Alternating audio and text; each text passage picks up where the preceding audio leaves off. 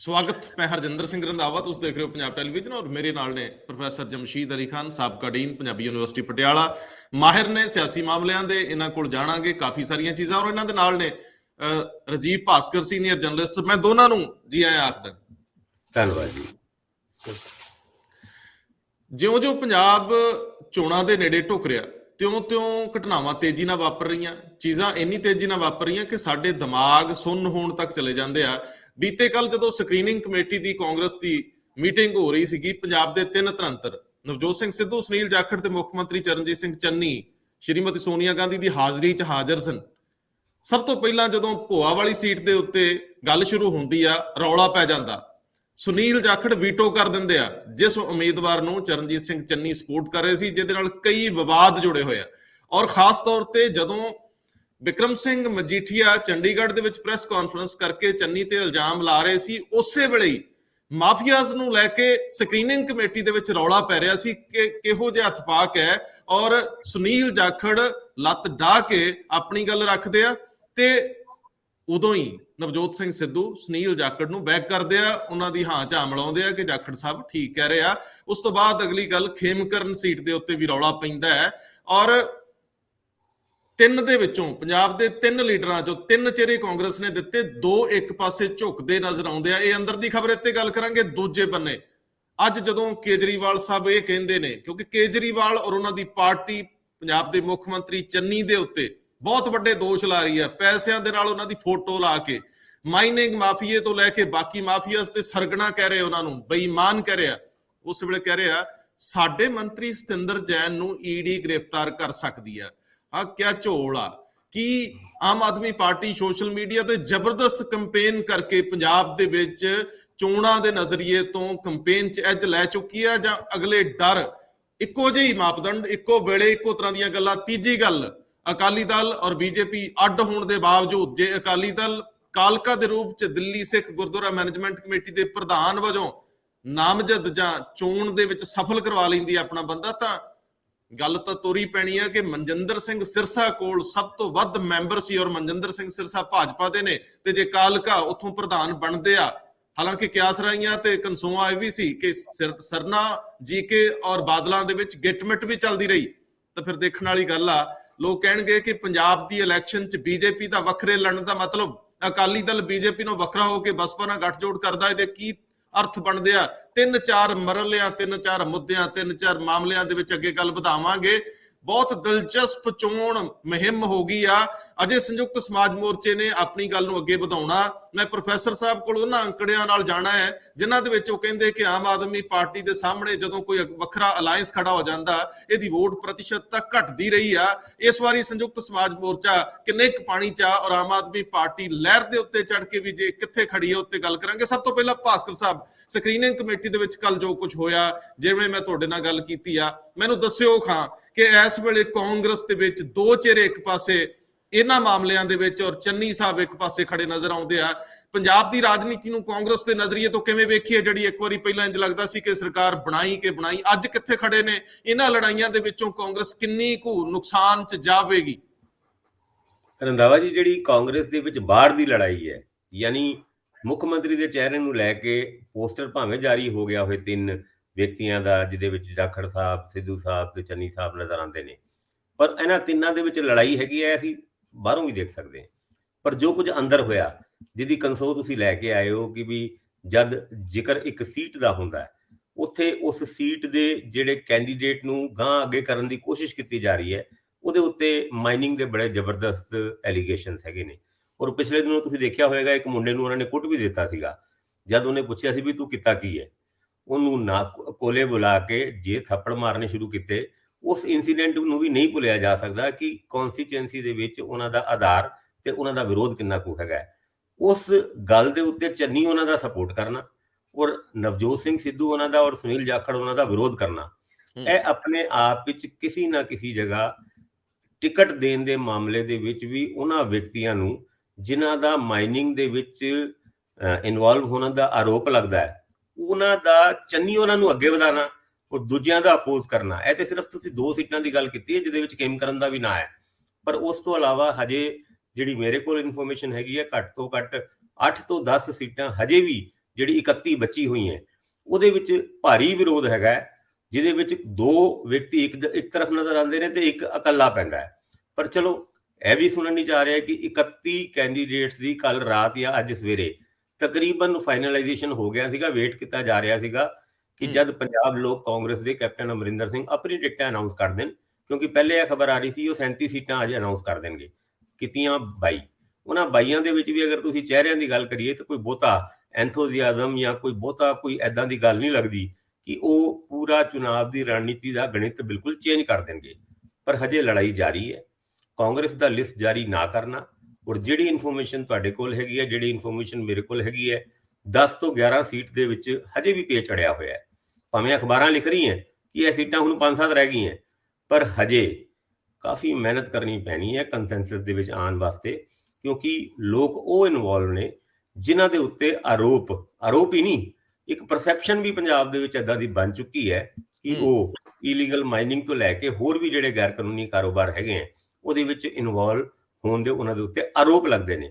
ਮੈਂ ਆਰੋਪ ਸ਼ਬਦ ਦਾ ਯੂਜ਼ ਇਸ ਕਰਕੇ ਬਾਰ-ਬਾਰ ਕਰਦਾ ਕਿ ਪਿਛਲੇ ਕੈਪਟਨ ਅਮਰਿੰਦਰ ਸਿੰਘ ਦੇ ਟਾਈਮ ਵਿੱਚ ਜਾਂ ਉਸ ਤੋਂ ਪਹਿਲੇ ਬਾਦਲਾਂ ਦੀ ਸਰਕਾਰ ਦੇ ਟਾਈਮ ਵਿੱਚ ਇਹਨਾਂ ਲੋਕਾਂ ਦੇ ਆਰੋਪ ਉਸ ਟਾਈਮ ਵੀ ਲੱਗਦੇ ਸੀਗੇ, ਪਰ ਸਿਰਫ ਆਰੋਪ ਲੱਗੇ, ਨਾ ਕੋਈ FIR ਦਰਜ ਹੋਈ, ਨਾ ਕੋਈ ਕਾਰਵਾਈ ਹੋਈ। ਹੁਣ ਕਾਰਵਾਈ ਜਾਂ FIR ਹੋਈ ਜਾਂ ਤੇ ED ਨੇ ਜਾਂਚ ਕੀਤੀ ਹੈ ਜਿਹੜੀ ਚੰਨੀ ਉਹਨਾਂ ਦੇ ਭਾਂਜੇ ਦੇ ਉੱਤੇ, ਜਾਂ ਉਸ ਤੋਂ ਪਹਿਲੇ ਬਿਕਰਮ ਸਿੰਘ ਮਜੀਠੀਆ ਉਹਨਾਂ ਦੇ ਖਿਲਾਫ ਜਿਹੜਾ ਕੇਸ ਪੰਜਾਬ ਸਰਕਾਰ ਨੇ ਜਾਂਦੇ ਜਾਂਦੇ ਕੀਤਾ, ਉਹ ਆਪਣੇ ਆਪ ਵਿੱਚ ਕੇਸ ਜ਼ਰੂਰ ਉਜਾਗਰ ਹੋਏ ਕਾਨੂੰਨੀ ਤੌਰ ਤੇ।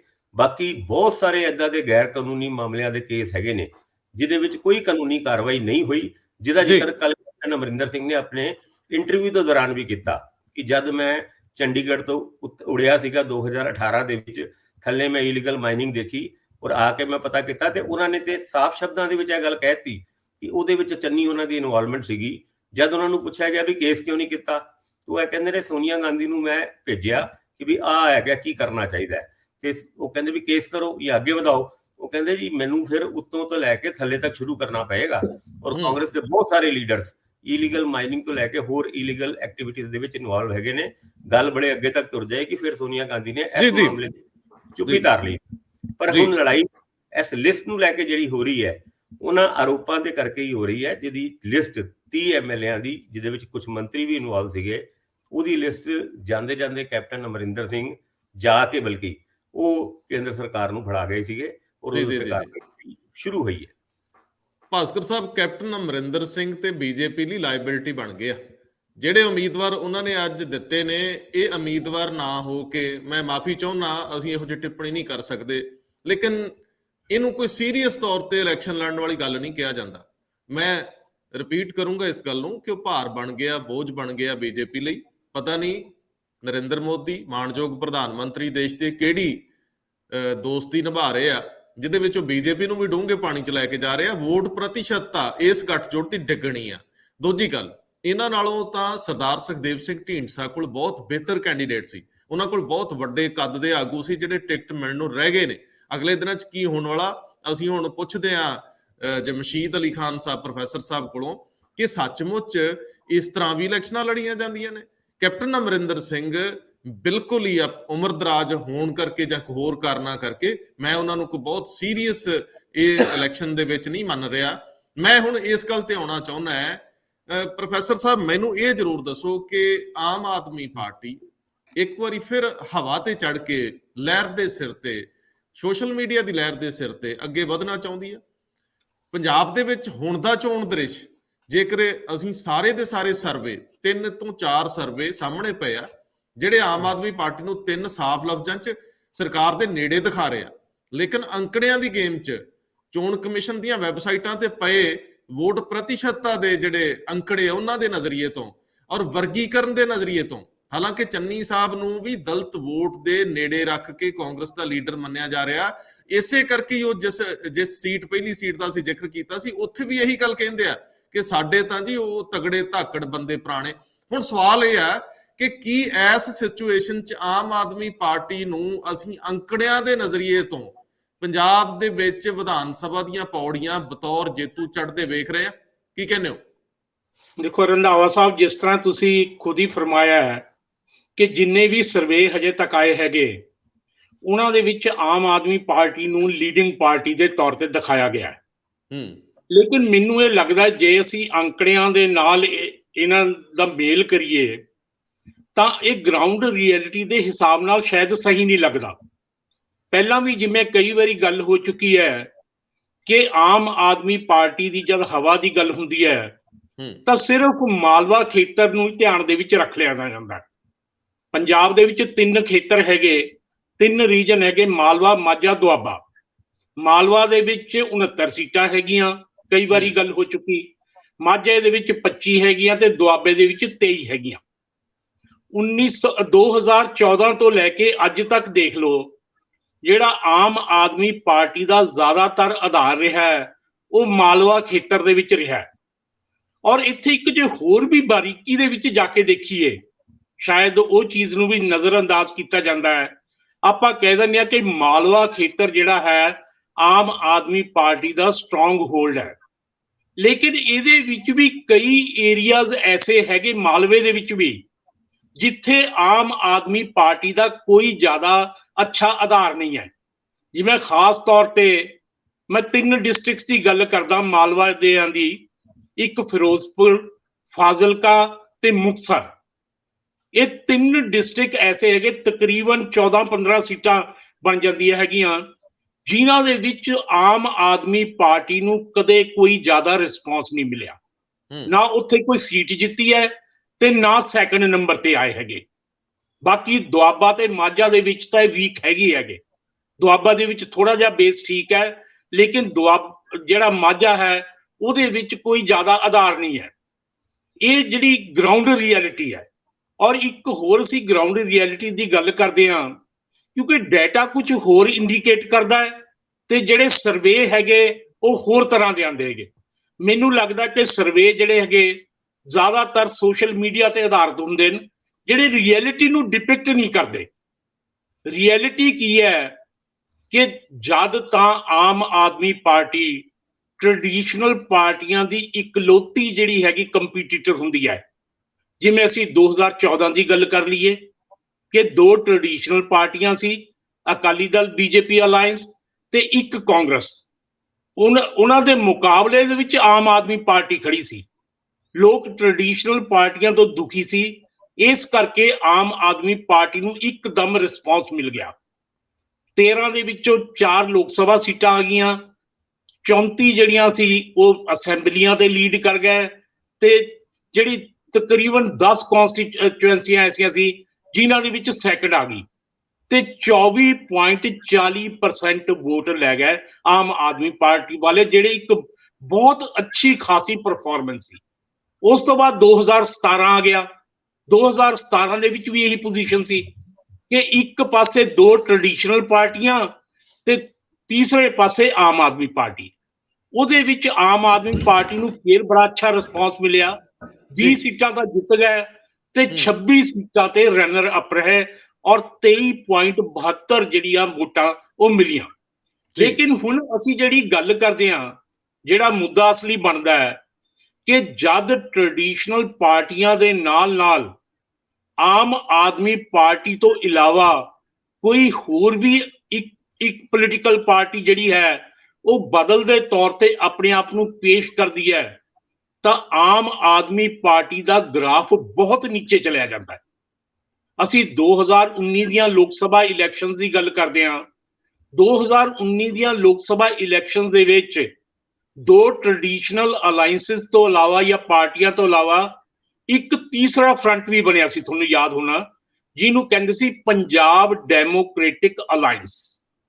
ਇਸ ਪੰਜਾਬ ਡੈਮੋਕ੍ਰੈਟਿਕ ਅਲਾਇੰਸ ਦੇ ਵਿੱਚ 5 ਪੋਲੀਟੀਕਲ ਪਾਰਟੀਆਂ ਸੀ। ਇੱਕ ਤਾਂ ਸੁਖਪਾਲ ਖਹਿਰੇ ਦੀ ਪੰਜਾਬ ਏਕਤਾ ਪਾਰਟੀ, ਇੱਕ BSP, ਇੱਕ ਲੋਕ ਇਨਸਾਫ ਪਾਰਟੀ, ਇੱਕ CPI ਤੇ ਇੱਕ ਹੋਰ ਲੈਫਟਿਸਟ ਪਾਰਟੀ ਸੀ। ਇਹਨਾਂ ਸਾਰੀਆਂ ਨੇ ਤੀਸਰੇ ਬਦਲ ਦੇ ਤੌਰ ਤੇ ਆਪਣੇ ਆਪ ਨੂੰ ਪੇਸ਼ ਕੀਤਾ ਤੇ ਇਹਦਾ ਰਿਜ਼ਲਟ ਕੀ ਹੋਇਆ ਕਿ ਉਹਨਾਂ ਨੂੰ ਭਾਵੇਂ ਕੋਈ ਸੀਟ ਨਹੀਂ ਮਿਲੀ, 5 ਦੀਆਂ 5 ਪੋਲੀਟੀਕਲ ਪਾਰਟੀਆਂ ਨੂੰ, ਪੰਜਾਬ ਡੈਮੋਕ੍ਰੈਟਿਕ ਅਲਾਇੰਸ ਨੂੰ ਕੋਈ ਸੀਟ ਨਹੀਂ ਮਿਲੀ, ਲੇਕਿਨ ਇੰਨੀਆਂ ਕੁ ਵੋਟਾਂ ਉਹ ਲੈਣ ਦੇ ਵਿੱਚ ਕਾਮਯਾਬ ਹੋ ਗਏ ਜਿਹਦੇ ਨਾਲ ਆਮ ਆਦਮੀ ਪਾਰਟੀ ਦਾ ਜਿਹੜਾ ਗ੍ਰਾਫ ਹੈ ਬਹੁਤ ਨੀਚੇ ਚਲਿਆ ਗਿਆ। ਕਿੰਨੇ ਉਹਨਾਂ ਕਿੰਨੇ ਨੂੰ ਪ੍ਰਤੀਸ਼ਤ ਕਿੰਨੇ ਅੱਛਾ ਕਿੰਨੇ ਪ੍ਰਤੀਸ਼ਤ ਵੋਟ ਮਿਲੀ? 10.38% ਵੋਟ ਮਿਲੀ ਉਹਨਾਂ ਨੂੰ। ਤੇ ਉਹਦੇ ਨਾਲ ਇਹ ਹੋਇਆ ਕਿ ਚਾਹੇ ਉਹ ਕੋਈ ਸੀਟ ਤਾਂ ਨਹੀਂ ਜਿੱਤ ਸਕੇ, ਲੇਕਿਨ ਆਮ ਆਦਮੀ ਪਾਰਟੀ ਨੂੰ ਉਹਨਾਂ ਨੇ ਬਹੁਤ ਸਾਰੀਆਂ ਸੀਟਾਂ ਤੋਂ ਆਊਟ ਕਰਤਾ। ਔਰ ਚਾਹੇ ਆਮ ਆਦਮੀ ਪਾਰਟੀ ਨੂੰ ਇੱਕ ਸੀਟ ਵੀ ਮਿਲ ਗਈ ਸੀ। ਜੀ ਮੈਨੂੰ ਲੱਗਦਾ ਪ੍ਰੋਫੈਸਰ ਸਾਹਿਬ ਸਾਡੇ ਨਾਲੋਂ ਕੱਟ ਗਏ ਆ, ਕੋਈ ਟੈਕਨੀਕਲ ਇਸ਼ੂ ਲੱਗਦਾ ਹੈ। ਲੇਕਿਨ ਮੈਂ ਭਾਸਕਰ ਸਾਹਿਬ ਇਸ ਗੱਲ ਨੂੰ ਪੂਰਾ ਕਰਾਂ, ਕਿਉਂਕਿ ਮੇਰੇ ਕੋਲ ਵੀ ਅੰਕੜੇ ਮੈਂ ਦੇਖ ਰਿਹਾ ਸੀ ਚੋਣ ਕਮਿਸ਼ਨ ਦੀ ਵੈਬਸਾਈਟ ਨੂੰ, ਕਿ ਜਦੋਂ ਪੰਜਾਬ ਡੈਮੋਕ੍ਰੈਟਿਕ ਅਲਾਈਅੰਸ ਇਹਦੇ ਵਿੱਚ ਹਾਜ਼ਰ ਹੁੰਦਾ ਹੈ ਤਾਂ ਉਹਨਾਂ ਨੂੰ 10% ਤੋਂ ਵੱਧ ਵੋਟ ਮਿਲਦੀ ਹੈ। ਲੇਕਿਨ ਮੁਕਾਬਲਤਨ ਆਮ ਆਦਮੀ ਪਾਰਟੀ ਨੂੰ ਵੋਟ ਪ੍ਰਤੀਸ਼ਤ ਟੋਟਲ ਦੀ 7% ਤੱਕ ਸਿਮਟ ਜਾਂਦੀ ਹੈ, ਜਿਹੜੀ 2017 ਦੇ ਵਿੱਚ 20% ਤੋਂ ਉੱਪਰ ਚਲੇ ਜਾਂਦੀ ਆ। ਉਹ 2019 ਦੀਆਂ ਲੋਕ ਸਭਾ ਇਲੈਕਸ਼ਨਸ ਦੇ ਵਿੱਚ ਆ ਕੇ ਪੰਜਾਬ ਡੈਮੋਕ੍ਰੈਟਿਕ ਅਲਾਈਅੰਸ ਜਿਹੜਾ ਖਹਿਰਾ ਸਾਹਿਬ ਵਾਲਾ ਸੀ ਉਹਦੇ ਤੋਂ ਵੀ ਥੱਲੇ ਆ ਜਾਂਦੀ ਆ।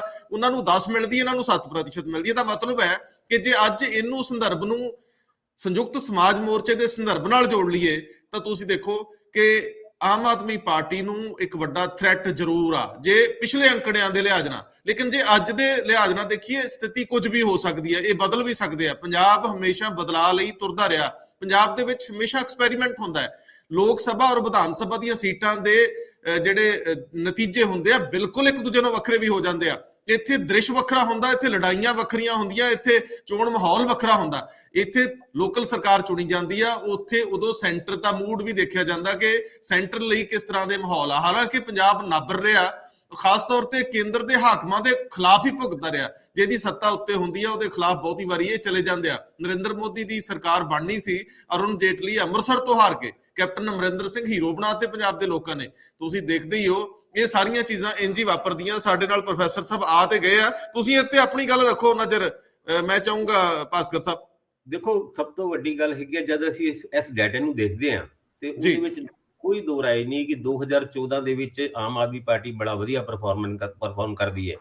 2017 ਦੇ ਵਿੱਚ ਉਹਨਾਂ ਦੀ ਵੇਵ ਹੁੰਦੀ ਹੈ ਅਸੈਂਬਲੀ ਇਲੈਕਸ਼ਨ ਦੇ ਵਿੱਚ, ਪਰ ਉਹ ਸੀਟਾਂ 20 ਲੈ ਕੇ ਜਾਂਦੇ ਨੇ।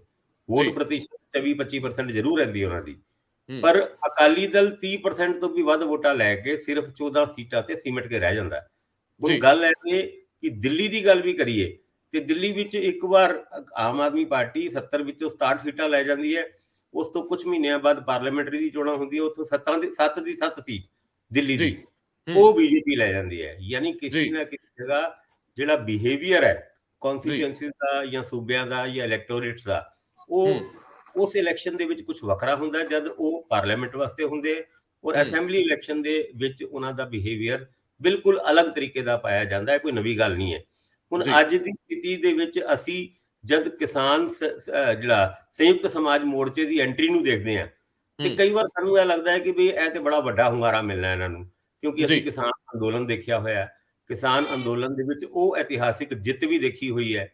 ਉਸ ਜਿੱਤ ਦੇ ਮੱਦੇ ਨਜ਼ਰ ਅਸੀਂ ਬਹੁਤ ਵੱਡੇ ਹੁੰਗਾਰੇ ਵੱਲ ਵੱਧਦੇ ਹੋਏ ਸੰਯੁਕਤ ਸਮਾਜ ਮੋਰਚੇ ਨੂੰ ਦੇਖਦੇ ਹਾਂ। ਪਰ ਜਿਸ ਤਰੀਕੇ ਨਾਲ ਟਿਕਟਾਂ ਦੀ ਵੰਡ ਤੋਂ ਲੈ ਕੇ ਉਹਨਾਂ ਦਾ ਬਹੁਤ ਵਧੀਆ ਤਰੀਕੇ ਨਾਲ ਨਾ ਵਿਚਰ ਪਾਣਾ ਔਰ ਉਹਦਾ ਵੀ ਦੋ ਪਾਲ ਹੋ ਜਾਣਾ, ਉਹ ਵੀ ਸਾਨੂੰ ਮਾਈਂਡ ਵਿੱਚ ਰੱਖਣਾ ਪੈਣਾ ਹੈ, ਕਿਉਂਕਿ ਆਮ ਆਦਮੀ ਪਾਰਟੀ ਦੇ ਪ੍ਰਤੀ ਕੁਝ ਅੰਡਰ ਕਰੰਟ ਚੱਲ ਰਿਹਾ ਹੈ। ਇਸ ਗੱਲ ਨੂੰ ਅਸੀਂ ਦੁਆਬੇ ਦੇ ਵਿੱਚ ਬਹਿ ਕੇ ਵੀ ਮਹਿਸੂਸ ਕਰ ਰਹੇ ਹਾਂ, ਔਰ ਮਾਲਵੇ ਦੇ ਵਿੱਚ ਵੀ ਅਗਰ ਗੱਲ ਕਰੋ ਡਿਫਰੈਂਟ ਕੌਨਸਟੀਟੂਐਂਸੀਜ਼ ਦੇ ਵਿੱਚ ਵੀ ਤੁਹਾਨੂੰ ਉਹਨਾਂ ਦਾ ਆਧਾਰ ਵੱਧਦਾ ਨਜ਼ਰ ਆਉਂਦਾ ਹੈ। ਹਾਂ, ਜਦ ਕਿਸਾਨ ਐਂਗਲ ਨੂੰ ਦੇਖਦੇ ਹਾਂ ਤੇ ਸਾਨੂੰ ਇਸ ਗੱਲ ਦੇ ਬਾਰੇ 'ਚ ਸ਼ੰਕਾ ਜ਼ਰੂਰ ਹੁੰਦੀ ਹੈ ਕਿ ਕੋਈ ਨਾ ਕੋਈ ਨਤੀਜੇ ਉਹਨਾਂ ਦੇ, ਚਾਹੇ ਉਹ ਜਿੱਤ ਨਾ ਵੀ ਪਾਣ, ਜੇ 10,000 5,000 15,000 ਵੋਟ ਲੈ ਕੇ ਜਾਂਦੇ ਨੇ ਤਾਂ ਉਹਦਾ ਸਿੱਧਾ ਅਸਰ ਅਸੀਂ ਆંકੜਿਆਂ ਦੇ ਹਿਸਾਬ ਨਾਲ ਆਮ ਆਦਮੀ ਪਾਰਟੀ ਦੇ ਉੱਤੇ ਦੇਖਦੇ ਹਾਂ। ਪਰ ਇਹ ਸਹੀ ਹੈ ਕਿ ਗਲਤ, ਇਹ ਤੇ ਰਿਜ਼ਲਟ ਨੂੰ ਜਦ ਅਸੀਂ ਐਨਾਲਾਈਜ਼ ਕਰਾਂਗੇ ਤਦ ਪਤਾ ਲੱਗੇਗਾ। ਪਰ ਇੱਥੇ ਅਸੀਂ ਇੱਕ ਗੱਲ ਭੁੱਲ ਜਾਂਦੇ ਹਾਂ ਕਿ ਜਿਹੜੀ ਮਾਲਵੇ ਦੀ ਵੱਡੀ ਕਿਸਾਨ ਯੂਨੀਅਨ ਹੈ, ਉਹ ਕਦੀ ਵੀ ਨਹੀਂ ਚਾਹਣਗੀਆਂ ਕਿ ਆਹ ਜਿਹੜੇ ਰਾਜੇਵਾਲ ਸਾਹਿਬ ਨੇ ਸੰਯੁਕਤ ਸਮਾਜ ਮੋਰਚਾ ਬਣਾਇਆ ਇਹ ਸਕਸੈਸਫੁਲ ਹੋ ਜਾਣ। ਅਗਰ ਉਹਨਾਂ ਦੇ ਕੋਲ ਅਸੀਂ ਆਪਸ਼ਨ ਦੀ ਗੱਲ ਕਰੀਏ ਤੇ ਉਹਨਾਂ ਦੇ ਕੋਲ ਆਪਸ਼ਨ ਸ਼ਾਇਦ ਆਮ ਆਦਮੀ ਪਾਰਟੀ ਹੀ ਏਦਾਂ ਦੀ ਲੱਗੇ ਜਿਹੜੀ ਬਾਕੀ ਰਿਵਾਇਤੀ ਪੋਲੀਟੀਕਲ ਪਾਰਟੀਆਂ ਤੋਂ ਥੋੜਾ ਜਿਹਾ ਡਿਫਰੈਂਟ ਹੈ। ਜੇ ਕਿਤੇ ਉਹ ਕਿਸਾਨਾਂ ਦੀ ਸਪੋਰਟ ਆਮ ਆਦਮੀ ਪਾਰਟੀ ਨੂੰ ਮਿਲ ਜਾਏਗੀ ਤੇ ਬਿਲਕੁਲ ਸੀਨ ਡਿਫਰੈਂਸ ਹੋਏਗਾ। ਦੂਜਾ ਫੈਕਟਰ ਹੈਗਾ ਡੇਰੇ ਦੀ ਵੋਟ। ਹੁਣ ਡੇਰੇ ਦੀ ਵੋਟ ਕਿੱਥੇ ਜਾਂਦੀ ਹੈ? ਡੇਰਾ ਵੀ ਪੂਰੀ ਕੋਸ਼ਿਸ਼ ਕਰ ਰਿਹਾ ਹੈ ਕਿ ਰਾਜਨੀਤਿਕ ਤੌਰ ਤੇ ਆਪਣੇ ਆਪ ਨੂੰ ਰਿਵਾਈਵ ਕਰਨ ਵਾਸਤੇ ਭਾਜਪਾ ਉਹਦੀ ਸਪੋਰਟ ਲੈਣ ਦੀ ਕੋਸ਼ਿਸ਼ ਕਰੇਗੀ, ਪਰ ਭਾਜਪਾ ਦੇ ਨਾਲ ਇਹ ਮਜਬੂਰੀ ਹੈ ਕਿ ਉਹਨਾਂ ਡਿਸਟ੍ਰਿਕਟਸ ਦੇ ਵਿੱਚ ਜਿਹਦੇ ਵਿੱਚ ਡੇਰੇ ਦਾ ਪ੍ਰਭਾਵ ਸਭ ਤੋਂ ਜ਼ਿਆਦਾ ਹੈ, ਉੱਥੇ ਡੇਰੇ ਦੀ ਵੋਟ ਨੂੰ ਲੈਣ ਤੋਂ ਬਾਅਦ ਵੀ ਕੀ ਭਾਜਪਾ ਜਿੱਤੂ ਪੋਜੀਸ਼ਨ ਤੇ ਆਂਦੀ ਹੈ? ਜੇ ਡੇਰੇ ਦੀ ਵੋਟ ਨੂੰ ਇੱਧਰ ਉੱਧਰ ਲਿਜਾ ਕੇ ਆਪਣੇ ਪੋਲੀਟੀਕਲ ਗੇਨਸ ਨੂੰ ਪੂਰਾ ਕੀਤਾ ਜਾਏ ਤੇ ਸ਼ਾਇਦ ਭਾਜਪਾ ਉਸ ਤਰੀਕੇ ਦੀ ਰਾਜਨੀਤੀ ਨੂੰ ਅਪਣਾਉਣਾ ਜ਼ਿਆਦਾ ਮਹਿਸੂਸ ਕਰੇਗੀ, ਬਲਕਿ ਉਹਨਾਂ ਦੇ ਵੋਟਾਂ ਨੂੰ ਆਪਣੀ ਤਰਫ ਕਨਵਰਟ ਕਰਕੇ ਉਹਨਾਂ ਇੱਕ ਵੱਡੀ ਵੋਟ ਬੈਂਕ ਨੂੰ ਡਿਸਟਰਬ ਕਰਨ ਦੀ ਜਾਂ ਵੇਸਟ ਕਰਨ ਦੀ ਕੋਸ਼ਿਸ਼ ਕਰਨ ਤੋਂ ਬਜਾਏ ਰਾਜਨੀਤੀ ਕੁਝ ਹੋਰ ਚੱਲ ਸਕਦੀ ਹੈ ਕਿ ਜਿਸ ਤਰੀਕੇ ਦੀ ਸਰਕਾਰ ਉਹ ਪੰਜਾਬ ਵਿੱਚ ਬਣਾਉਣਾ ਚਾਹੁੰਦੇ ਨੇ। ਦੇਖੋ, ਭਾਜਪਾ ਨੂੰ ਇਹ ਚੰਗੀ ਤਰ੍ਹਾਂ ਪਤਾ ਹੈ ਕਿ ਹਜੇ ਤੱਕ ਰਾਜਨੀਤਿਕ ਸਥਿਤੀ ਇੱਦਾਂ ਦੀ ਹੈਗੀ ਹੈ ਕਿ ਉਹ ਪੰਜਾਬ ਲੋਕ ਕਾਂਗਰਸ ਦੇ ਨਾਲ ਮਿਲ ਕੇ ਜਾਂ ਢੀਂਡਸਾ ਸਾਹਿਬ ਦਾ ਸੰਯੁਕਤ ਅਕਾਲੀ ਦਲ ਨਾਲ ਮਿਲ ਕੇ ਪੰਜਾਬ ਦੇ ਵਿੱਚ ਸਰਕਾਰ ਨਹੀਂ ਬਣਾ ਸਕਦੇ। ਉਹਨਾਂ ਨੂੰ ਆਪਣਾ ਗੱਠਜੋੜ ਕੁਝ ਵੱਡਾ ਕਰਨਾ ਪਏਗਾ, ਕੁਝ ਵੋਟ ਇੱਧਰ ਉੱਧਰ ਕਰਨੇ ਪੈਣਗੇ, ਜਿਹਦੇ ਕਰਕੇ ਉਹ ਇਸ ਸਥਿਤੀ 'ਚ ਆਉਣ, ਕਿੰਗ ਭਾਵੇਂ ਨਾ ਬਣਨ ਪਰ ਕਿੰਗ ਮੇਕਰ ਜ਼ਰੂਰ ਬਣਨ। ਔਰ ਉਸ ਸਥਿਤੀ ਨੂੰ ਲੈਣ ਵਾਸਤੇ ਹੀ ਭਾਜਪਾ ਪੰਜਾਬ ਦੇ ਵਿੱਚ ਪੂਰੀ ਜ਼ੋਰ ਅਜ਼ਮਾਇਸ਼ ਕਰ ਰਹੀ ਹੈ, ਜੋ ਅੱਜ ਤੋਂ 10 ਦਿਨ ਪਹਿਲੇ ਗੱਲਾਂ ਚੱਲਦੀ ਸੀ। ਦੇਖੋ ਜੀ ਆ ਚਲੇ ਜਾਣਗੇ, ਉਹ ਚਲੇ ਜਾਣਗੇ, ਹੁਣ ਉਹ ਗੱਲਾਂ ਕਿੱਥੇ ਹੈ? ਨਹੀਂ ਭਾਸਕਰ ਸਾਹਿਬ, ਮੈਂ ਇਹਦੇ ਚ ਜ਼ਰੂਰ ਸ਼ਾਮਲ ਹੋਣਾ ਚਾਹੂੰਗਾ। ਜਦੋਂ 5 ਤਰੀਕ ਦੀ ਰੈਲੀ ਵਿਉਂਤੀ ਗਈ, ਉਸ ਵੇਲੇ ਸ਼ਾਇਦ ਇਹ ਧਿਆਨ 'ਚ ਰੱਖਿਆ ਗਿਆ ਕਿ ਪੰਜਾਬ ਦੇ ਵਿੱਚ ਅਸੀਂ ਹਵਾ ਦਾ ਰੁਖ ਬਦਲਣ ਦੇ ਸਮਰੱਥ ਹਾਂ। ਕੇਂਦਰ ਦੀ ਸੱਤਾ ਦੇ ਨਾਲ ਕੇਂਦਰ ਦੇ ਆਪਣੇ ਤੌਰ ਤਰੀਕੇ ਹੁੰਦੇ ਆ, ਉਹਦੇ ਵਿੱਚ ਪੰਜਾਬ ਸਰਕਾਰ ਦਾ ਬਹੁਤ ਸਾਰਾ ਤਾਮਝਾਮ ਸੀ। ਤੁਸੀਂ ਜ਼ਿਕਰ ਕੀਤਾ ਹੀ ਸੀਗਾ, ਜਦੋਂ ਮੰਤਰੀਆਂ ਦਾ ਜਾਂ MLAs ਦੇ ਜਾਣ ਦਾ ਜ਼ਿਕਰ ਹੁੰਦਾ ਸੀ ਤੇ ਉਹ ਕੋਈ ਬੇਮਾਨੇ ਨਹੀਂ ਸੀਗਾ, ਉਹ ਕੋਈ ਹਵਾਈ ਕਿਲੇ ਨਹੀਂ ਸੀਗੇ, ਉਹ ਗਰਾਊਂਡ ਤੇ ਚੱਲ ਰਹੀਆਂ ਕਨਸੋਆਂ ਸੀ। ਔਰ ਖਾਸ ਤੌਰ ਤੇ ਜਿਹੜੇ ਕੇਂਦਰ ਦੇ ਵਿੱਚ ਐਫਰਟਸ ਲੱਗਦੇ ਸੀਗੇ, ਉਹਨਾਂ ਦੀ ਗੱਲ ਸੀ। ਪ੍ਰਧਾਨ ਮੰਤਰੀ ਇੱਕ ਬਹੁਤ ਵੱਡੀ ਅਨਾਉਂਸਮੈਂਟ ਨਾਲ ਅੱਗੇ ਵਧਣਾ ਚਾਹ ਰਹੇ ਸੀ। 5 ਤਰੀਕ ਵਾਲੇ ਸਾਰੇ ਕਿੱਸੇ ਨੇ ਚੀਜ਼ਾਂ ਨੂੰ ਬਦਲ ਕੇ ਰੱਖਤਾ। ਉੱਥੋਂ ਦੀ ਲੋਕਲ ਪੋਲਿਟਿਕਸ ਨੇ ਔਰ ਬੀਜੇਪੀ ਦੀ ਜਿਹੜੀ ਲੋਕਲ ਲੀਡਰਸ਼ਿਪ ਹੈ, ਇਹਨੇ ਪ੍ਰਬੰਧਕੀ ਨਜ਼ਰੀਏ ਤੋਂ ਬਹੁਤ ਸਾਰੀਆਂ ਗਲਤੀਆਂ ਕੀਤੀਆਂ। ਉਸ ਤੋਂ ਬਾਅਦ ਬੀਜੇਪੀ ਦਾ ਜਿਹੜਾ ਇੱਕ ਰੱਥ ਸੀ, ਉੱਡਦਾ ਦਿਸਦਾ ਸੀ, ਉਹ ਥੰਮ ਗਿਆ। ਬਹੁਤ ਸਾਰੇ ਲੋਕ ਡਰਨ ਲੱਗੇ ਕਿ ਜਾਣ ਨਾਲ ਨੁਕਸਾਨ ਹੋਊਗਾ, ਸਿਆਸੀ ਕੈਰੀਅਰ ਦਾਅ ਤੇ ਲੱਗ ਜਾਣਗੇ। ਸੋ ਇਹ ਬੀਜੇਪੀ ਨੂੰ ਬਹੁਤ ਵੱਡੀ ਸੱਟ ਲੱਗੀ ਹੈ। ਇਸ ਵੇਲੇ ਜਿਹੜਾ ਦੂਜਾ ਮੁੱਖ ਪਹਿਲੂ ਆ, ਜਿਹਦੇ ਵਿੱਚ ਕੇਜਰੀਵਾਲ ਇਹ ਕਹਿ ਰਹੇ ਆ ਕਿ ਸਾਡੇ ਸਤਿੰਦਰ ਜੈਨ ਨੂੰ ਹੱਥ ਪਾਇਆ ਜਾ ਸਕਦਾ। ਦੇਖੋ, ਜੇ ਤੁਸੀਂ ਕਰਪਸ਼ਨ ਨੂੰ ਕਿਸੇ ਵੀ ਪੱਧਰ ਤੇ ਇਹ ਕਹਿ ਕੇ ਕਿ ਇਹ ਤਾਂ ਵੰਡੈਟਾ ਪੋਲਿਟਿਕਸ ਆ, ਇਹ ਬਦਲਾਖੋਰੀ ਆ, ਉਹਨੂੰ ਜਸਟੀਫਾਈ ਕਰਨ ਲੱਗ ਜਾਂਦੇ ਹੋ, ਗੱਲ ਨਹੀਂ ਬਣਦੀ। ਜਦੋਂ ਅਕਾਲੀਆਂ ਦਾ ਸਰਕਾਰ ਸੀ, ਮਾਫੀਆਜ਼ ਵਧੇ ਫੁੱਲੇ। ਇਹੀ ਕੈਪਟਨ ਅਮਰਿੰਦਰ ਸਿੰਘ ਦੇ ਟਾਈਮ 'ਚ ਵੀ ਵਧੇ ਫੁੱਲੇ, ਚੰਨੀ ਨੇ ਵੀ ਹੱਥ ਨਹੀਂ ਪਾਇਆ। ਅਮਰਿੰਦਰ ਸਿੰਘ ਠੀਕ ਆਖਦੇ ਆ, 3 ਮਹੀਨਿਆਂ 'ਚ ਦੱਸੋ ਕਿਹੜਾ ਤੁਸੀਂ ਰੇਤੇ ਤੇ ਨਸ਼ੇ ਵਾਲਾ ਨਵਾਂ ਫੜ ਲਿਆ। ਸੋ ਇਹ ਸਾਰੀਆਂ ਚੀਜ਼ਾਂ ਨੇ ਹੁਣ ਤੱਕ ਅੱਗੇ ਜਿਹੜਾ ਵੱਧਦਾ ਇੱਕ ਇਹਨਾਂ ਮਾਫੀਆਜ਼ ਦਾ ਰੱਥ ਸੀਗਾ, ਉਹਨੂੰ ਕਿਸੇ ਨੇ ਨਹੀਂ ਰੋਕਿਆ। ਕੇਜਰੀਵਾਲ ਕਹਿੰਦੇ ਸੀ ਬਦਲਾ ਦੇਾਂਗੇ, ਲੇਕਿਨ ਕੇਜਰੀਵਾਲ ਜਦੋਂ ਇਹ ਡਰ ਦਿਖਾਉਂਦੇ ਸਾਡੇ ਤੇ ਸਤਿੰਦਰ ਜੈਨ ਨੂੰ ਹੱਥ ਪਾ ਲਿਆ ਜਾਊਗਾ ਜੀ, ਸਾਡੇ ਕੋਲ ਸਾਡੇ ਸੂਤਰ ਸਾਨੂੰ ਦੱਸ ਰਿਹਾ ਜੀ ਈਡੀ ਸਾਡੇ ਬੰਦੇ ਨੂੰ ਫੜ ਸਕਦੀ ਹੈ, ਤੇ ਫਿਰ ਚੰਨੀ ਦੇ ਉੱਤੇ ਹਮਲਾ ਕਰਨ ਲੱਗੇ। ਤੁਸੀਂ ਇਹ ਗੱਲ ਦੂਜੇ ਨਜ਼ਰੀਏ ਤੋਂ ਕਿਉਂ ਆਖਦੇ ਹੋ? ਸੋ ਮੈਨੂੰ ਇਹ ਦੱਸਿਓ ਕਿ ਇਹਨੂੰ ਵੀ ਰਵਾਇਤੀ ਪਾਰਟੀਆਂ 'ਚ ਰੱਖ ਲਈਏ। ਦੂਜੀ ਗੱਲ ਕਿ ਜਿਹੜੀ ਸਥਿਤੀ ਹੁਣ ਅਕਾਲੀ ਦਲ ਔਰ ਬੀਜੇਪੀ ਦੀ ਆਪਸੀ ਬਣਦੀ ਪਈ ਆ, ਉਹਨੂੰ ਕਿਸ ਨਜ਼ਰੀਏ ਨਾਲ ਲਈਏ? ਪੰਜਾਬ ਦੇ ਵਿੱਚ ਅਜੇ ਵੀ ਕਿਸਾਨੀ ਬੀਜੇਪੀ ਦੇ ਖਿਲਾਫ ਭੁਗਤਦੀ ਦਿਸਦੀ ਆ ਕਿ ਉਹਦੀ ਸੱਟ ਜਿਹੜੀ ਆ ਅਕਾਲੀ ਦਲ ਨੂੰ ਬੀਜੇਪੀ ਦੇ ਨੇੜੇ ਦਿਸਣ ਦੇ ਰੂਪ 'ਚ ਭੁਗਤਣੀ ਪਊਗੀ। ਇਹ ਦੋ ਪਹਿਲੂ ਸਿਰਫ ਔਰ ਸਿਰਫ ਅਗਰ ਅਕਾਲੀ ਦਲ ਭਾਜਪਾ ਇੱਕ ਮੰਚ ਤੇ ਨਹੀਂ ਨਜ਼ਰ ਆ ਰਹੇ ਤੇ ਇਹ ਇੱਕ ਜਿਹੜਾ ਰਣਨੀਤੀ ਦੇ ਕਰਕੇ ਇਹ ਗੱਲ ਹੋ ਰਹੀ ਹੈ। ਵਰਨਾ ਕਦੋਂ ਤੋਂ ਇਹਨਾਂ ਨੇ ਇਕੱਠੇ ਹੋ ਜਾਣਾ ਸੀਗਾ। ਜਿਹੜੀ ਗੱਲ ਤੁਸੀਂ ਹੁਣੇ ਕਹਿ ਕੇ ਹਟੇ ਹੋ ਕਿ ਜੇ ਕਿਸਾਨੀ ਵੋਟ ਬੀਜੇਪੀ ਦੇ ਖਿਲਾਫ ਭੁਗਤ ਰਹੀ ਹੈ, ਜੋ ਕਿ ਸੱਚ ਹੈ, ਉਹਦੇ ਵਿੱਚ ਕਿਸੇ ਨਾ ਕਿਸੇ ਤਰੀਕੇ ਨਾਲ ਅਕਾਲੀ ਦਲ, ਜਿਹਦਾ ਵੀ ਆਧਾਰ ਜਿਹੜਾ ਮੇਨ ਆਧਾਰ ਹੈ ਉਹ ਕਿਸਾਨੀ ਵੋਟ ਹੀ ਹੈ, ਉਹ ਉਹਨਾਂ ਵੋਟਾਂ ਨੂੰ ਰਿਟੇਨ ਕਰਨ ਦੇ ਵਿੱਚ ਕਾਮਯਾਬ ਹੋ ਜਾਏ। ਤੇ ਇਹ ਬੀਜੇਪੀ ਦੀ ਵੀ ਔਰ ਅਕਾਲੀ ਦਲ ਦੋਨਾਂ ਦੀ ਇੱਛਾ ਹੈ, ਜਿਹਦੇ ਕਰਕੇ ਉਹ ਅੱਜ ਸਟੇਜ ਸਾਂਝਾ ਨਾ ਕਰਨ ਵਾਸਤੇ ਮਜਬੂਰ ਹੋਏ ਨੇ। ਅਕਾਲੀ ਦਲ ਔਰ ਭਾਜਪਾ ਸਟੇਜ ਦੇ ਬੈਕ ਸਾਈਡ ਦੇ ਵਿੱਚ ਇੱਕ ਹੈਗੇ ਨੇ। ਉਹਦੇ ਐਗਜ਼ਾਮਪਲ ਅਗਰ ਦੇਣਾ ਸ਼ੁਰੂ ਕਰੀਏ ਅਸੀਂ ਅੱਜ ਦੀ ਡੇਟ ਵਿੱਚ ਵੀ, ਤੇ ਬਹੁਤ ਸਾਰੇ ਹੈਗੇ ਆ। ਹਾਲ ਦਾ ਐਗਜ਼ਾਮਪਲ ਤੁਸੀਂ ਦਿੱਲੀ ਦਾ ਹੀ ਲੈ ਲਓ। ਦਿੱਲੀ ਦੇ ਵਿੱਚ ਜਿਹੜਾ ਦਿੱਲੀ ਸੁੱਖ ਗੁਰਦੁਆਰਾ ਮੈਨੇਜਮੈਂਟ ਕਮੇਟੀ ਦੇ ਵਿੱਚ ਜਿਸ ਤਰੀਕੇ ਨਾਲ ਕਾਲਕਾ ਉਹਨਾਂ ਨੂੰ ਪ੍ਰਧਾਨ ਬਣਾਇਆ ਜਾਂਦਾ ਹੈ, ਉਹਦੇ ਵਿੱਚ ਬਿਨਾਂ ਬੀਜੇਪੀ ਦੀ ਸਪੋਰਟ, ਜਦ ਅਸੀਂ ਬੀਜੇਪੀ ਦੀ ਸਪੋਰਟ ਕਹਿੰਦੇ ਹਾਂ ਤੇ ਉਹਦੇ ਵਿੱਚ ਸਿਰਸਾ ਸਾਹਿਬ ਜਿਹੜੇ ਹੁਣ ਬੀਜੇਪੀ ਦੇ ਲੀਡਰ ਹੈਗੇ ਨੇ, ਬਿਨਾਂ ਉਹਨਾਂ ਦੀ ਸਪੋਰਟ ਤੋਂ ਇਹ ਕੰਮ ਪੋਸੀਬਲ ਨਹੀਂ ਸੀਗਾ। ਤੇ ਯਾਨੀ ਕਿਸੇ ਨਾ ਕਿਸੇ ਜਗ੍ਹਾ ਅਗਰ ਅਕਾਲੀ ਦਲ ਦਾ ਇੱਕ ਲੀਡਰ ਗੁਰਦੁਆਰੇ ਕਮੇਟੀ ਦਾ ਪ੍ਰਧਾਨ ਬਣਦਾ ਹੈ ਤੇ ਉਹ ਬੀਜੇਪੀ ਦੀ ਸਪੋਰਟ ਤੋਂ ਬਗੈਰ ਬਣਿਆ, ਅਸੀਂ ਇਸ ਗੱਲ ਨੂੰ ਕਿਸੇ ਵੀ ਤਰੀਕੇ ਨਾਲ ਇਨਕਾਰ ਨਹੀਂ ਕਰ ਸਕਦੇ। ਕੁਝ ਇੱਦਾਂ ਦੀ ਹੀ ਰਾਜਨੀਤੀ ਪੰਜਾਬ ਦੇ ਵਿੱਚ ਚੱਲਦੀ ਪਈ ਹੈ ਕਿ ਅਗਰ ਕੈਪਟਨ ਅਮਰਿੰਦਰ ਸਿੰਘ ਦੀ ਹਾਕੀ ਬਾਲ ਵਾਲੀ ਪਾਰਟੀ ਯਾਨੀ ਪੰਜਾਬ ਲੋਕ ਕਾਂਗਰਸ ਪਾਰਟੀ ਭਾਜਪਾ ਦੇ ਵਿੱਚ ਡਾਇਰੈਕਟਲੀ ਮਰਜ ਨਹੀਂ ਹੋ ਰਹੀ, ਤੇ ਉਹਦਾ ਕਾਰਨ ਵੀ ਇਹ ਵੇ ਕਿ ਮਾਲਵਾ ਦੇ ਵਿੱਚੋਂ ਉਹਨਾਂ ਨੂੰ ਜਿਹੜੀ 37 38 ਸੀਟਾਂ ਦਿੱਤੀ ਗਈ ਹੈ, ਉਹਦੇ ਵਿੱਚੋਂ ਵੱਧ ਤੋਂ ਵੱਧ ਸੀਟਾਂ ਮਾਲਵੇ ਤੋਂ ਹੈ, ਤਾਂ ਕਿ ਮਾਲਵੇ ਦੇ ਵਿੱਚ ਜਿੱਥੇ ਬੀਜੇਪੀ ਦਾ ਆਧਾਰ ਨਹੀਂ ਹੈ, ਜੇ ਕੈਪਟਨ ਅਮਰਿੰਦਰ ਸਿੰਘ ਆਪਣੀ ਪੁਰਾਣੀ ਜਿਹੜਾ ਔਰਾ ਹੈਗਾ ਉਹਦੇ ਬੇਸ ਤੇ ਕੁਝ ਵੋਟਾਂ ਲੈ ਕੇ ਜਾਣ ਵਿੱਚ ਕਾਮਯਾਬ ਹੁੰਦੇ ਨੇ, ਭਾਵੇਂ ਉਹ ਜਿੱਤਦੇ ਆ ਕਿ ਨਹੀਂ ਜਿੱਤਦੇ ਆ, ਇਹ ਤੇ ਹਜੇ ਬੜੀ ਦੂਰ ਦੀ ਗੱਲ ਹੈਗੀ ਹੈ। ਡੇਰਾ ਫੈਕਟਰ ਮਿਲਾ ਲਓ, ਪੰਜਾਬ ਲੋਕ ਕਾਂਗਰਸ ਮਿਲਾ ਲਓ, ਔਰ ਜਿਹੜੀ ਦੂਜੀ ਜਿਹੜੇ ਕਿਸਾਨ ਪਾਰਟੀ ਨੂੰ ਸਪੋਰਟ ਨਹੀਂ ਕਰ ਰਹੇ ਹੈ, ਉਹਨਾਂ ਧੜਿਆਂ ਦੀ ਸਪੋਰਟ ਅਗਰ ਕਿਸੇ ਪੋਲੀਟੀਕਲ ਪਾਰਟੀ ਨੂੰ ਇੱਕ ਜਗ੍ਹਾ ਪੈ ਗਈ ਤੇ ਉਹ ਜਿੱਤ ਦੇ ਕਾਫੀ ਨਜ਼ਦੀਕ ਨਜ਼ਰ ਆਏਗਾ। ਰਾਜਨੀਤੀ ਦੇ ਵਿੱਚ ਬਹੁਤ ਸਾਰੇ ਗਣਿਤ ਏਦਾਂ ਦੇ ਵੀ ਹੁੰਦੇ ਨੇ ਜਿਹੜੇ ਅੰਦਰ ਖਾਤੇ ਹੁੰਦੇ ਨੇ, ਉਹ ਅੰਦਰ ਖਾਤੇ ਹੋਣ ਵਾਲੇ ਗਣਿਤ ਦਾ ਟਾਈਮ ਟੂ ਟਾਈਮ ਜਦ ਸਾਨੂੰ ਇਹ ਗੱਲਾਂ ਪਤਾ ਲੱਗਦੀ ਹੈ ਤੇ ਅਸੀਂ ਲੋਕਾਂ ਨੂੰ ਦੱਸ ਦਿੰਦੇ ਹਾਂ, ਪਰ ਹਜੇ ਵੀ ਬਹੁਤ ਸਾਰੀ ਏਦਾਂ ਦੀ ਚੀਜ਼ਾਂ ਹੈਗੀਆਂ ਜਿਹੜੀਆਂ ਅੰਦਰ ਖਾਤੇ ਚੱਲ ਰਹੀਆਂ, ਔਰ ਉਹ ਅੰਦਰ ਖਾਤੋਂ ਬਾਹਰ ਆਉਣ ਦੇ ਵਿੱਚ ਟਾਈਮ ਲੱਗੇਗਾ, ਕਿਉਂਕਿ ਭਾਜਪਾ ਨੇ ਅਚਾਨਕ ਹੀ ਆਪਣੀ ਰਣਨੀਤੀ ਚੇਂਜ ਕਰੀ ਹੈ। ਤੁਸੀਂ ਇਹ ਗੱਲ ਮੰਨ ਕੇ ਚੱਲੋ ਕਿ ਜਿਹੜੇ ਲੀਡਰ ਭਾਜਪਾ ਦੇ ਵਿੱਚ ਜਾ ਰਹੇ ਸੀ ਜਾਂ ਜਿਨ੍ਹਾਂ ਦਾ ਨਾਂ ਅਸੀਂ ਲੈ ਰਹੇ ਸੀ, ਭਾਜਪਾ ਚਾਹੁੰਦੀ ਤੇ ਕਿਸੇ ਵੀ ਤਰੀਕੇ ਨਾਲ ਉਹਨਾਂ ਨੂੰ ਭਾਜਪਾ ਜੁਆਇਨ ਕਰਾ ਸਕਦੀ ਸੀ। ਜੇ ਭਾਜਪਾ ਨੇ ਆਪਣੀ ਰਣਨੀਤੀ ਚੇਂਜ ਕੀਤੀ ਹੈ ਕਿ ਕੁਝ ਲੀਡਰਾਂ ਨੂੰ ਉੱਥੇ ਹੀ ਰਹਿਣ ਦਿੱਤਾ ਗਿਆ ਜਿੱਥੇ ਉਹ ਰਹਿ ਰਹੇ ਨੇ, ਜਿੱਥੇ ਹੈਗੇ ਨੇ, ਇਹਦੇ ਪਿੱਛੇ ਵੀ ਇੱਕ ਰਣਨੀਤੀ ਹੈਗੀ ਹੈ, ਕਿਉਂਕਿ ਦੋ ਤਰੀਕੇ ਦੀ ਰਾਜਨੀਤੀ ਚੱਲਦੀ ਹੈ, ਇੱਕ ਪ੍ਰੀ ਪੋਲ ਅਲਾਈਅੰਸ, ਇੱਕ ਪੋਸਟ ਪੋਲ।